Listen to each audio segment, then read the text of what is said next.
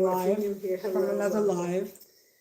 I share stories about different experiences I've had in life. Oh, look at that glow. Look at that glow. Oh my God. That glow. That's keeping my skin clean and hydrated and all those impurities. But anyway, we're not going to talk about skincare right now. Actually, what I have on my face, because I don't buy products that, they tell you, if you buy this jar right here of cream, this jar will make you 25 years, make you look 25 years younger. It will decrease your wrinkles. It will lift your breast if you have breastises. And if you have ornaments that are in the sack, it'll raise your ornaments. It'll remove wrinkles. It has high minerals and products in it. And if you buy it, it'll be $399. This is olive oil, sunflower seed oil, blended with water into my skin. It absorbs, it moisturizes, it doesn't make your skin look greasy. It keeps you hydrated and plump. And it ain't $300. Anyway, story time. Growing up in New York City, in the Bronx, I also lived in Brooklyn. I was born in Harlem. Born in Manhattan, lived in Harlem. From Harlem, we went up to Yonkers. And then we came back down. We came to the boogie down. Back to the boogie down.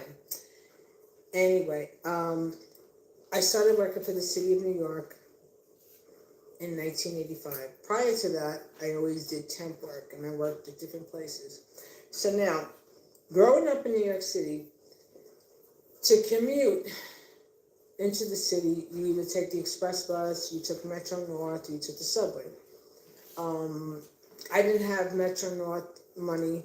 I didn't have express bus money. I had subway token money because I was paying rent and supporting my son. Anyway, before working for the city, going into Manhattan, my train stop, in New York City, there are different subway lines.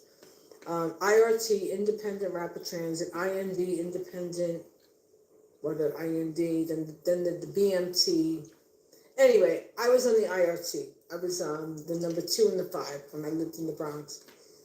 225th Street, Carpenter, 226 and Carpenter Avenue. So now the deal was the logistic arrangements when you work in Manhattan. The number 2 train started from East 241st Street and White Plains Road, which is Wakefield. It's on the border of Westchester County, because then you walk 2 or 3 blocks, you're in Mount Vernon, then you go a quarter of a mile, you're in Yonkers. Yonkers! Anyway, sound effects are included with every story. So growing up in the Bronx, working in Manhattan,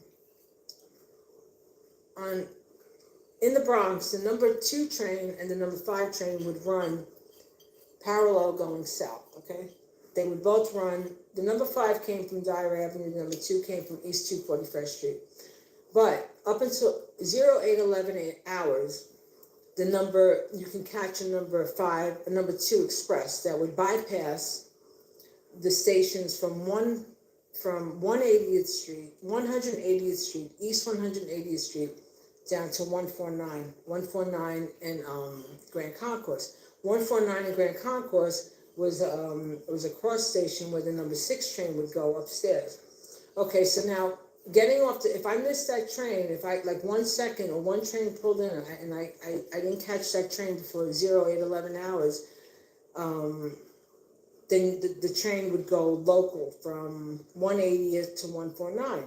So my thing is, when you grow up in the city, when you got to get to work, you got to keep moving, you got to keep moving, you got to keep moving. It's like, you don't stop, like, oh, let me smell the roses. Oh, you might smell some urine. But anyway, there's urine in every subway.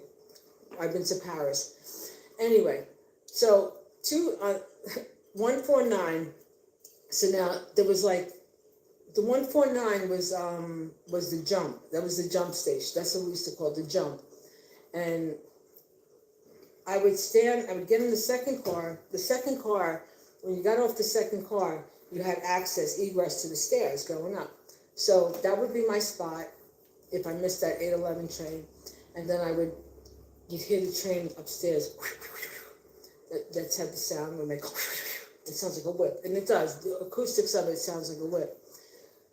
Right upstairs, and it would be, oh man, it's a southbound, it's a northbound train. You want the southbound. Because if you caught the 4 upstairs, the number 4 was Woodlawn. That was it. The number 4 was the Jerome Avenue train, but that's what they would merge. So that was a jump spot. That was like, we used to call it the jump spot. It was like, you got off the train, you ran upstairs to catch the train. So little stories about New York City subway system. All good stuff, you know.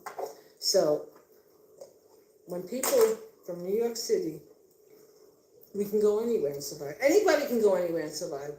But there's just that difference of having that edge. You know, you have that edge. You got that swagger.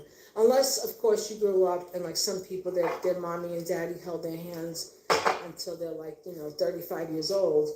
And then, they have one little minor infraction in life. And then, then they're making baskets for the rest of their life. I wasn't afforded that opportunity. And I'm glad, I'm glad.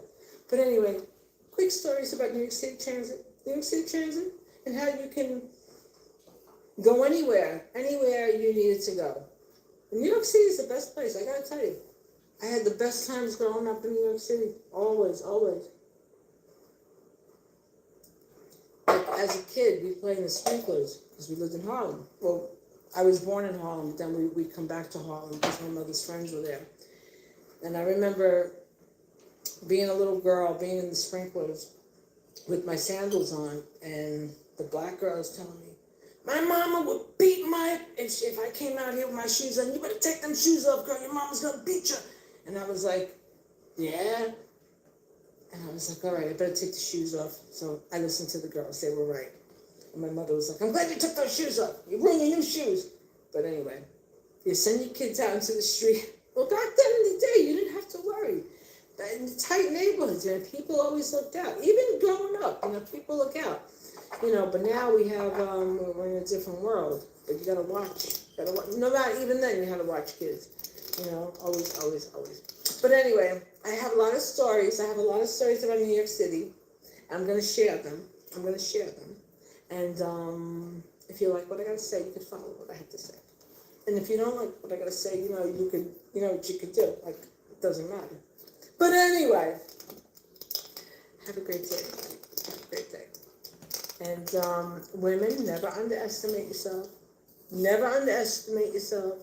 If you're in a situation with a clown, because you have to be there with the clown, because you have to feed your babies. Unfortunately, that happens with women. We get stuck with these. Offsprings that were better off as stains on their papa's underwear. But anyway,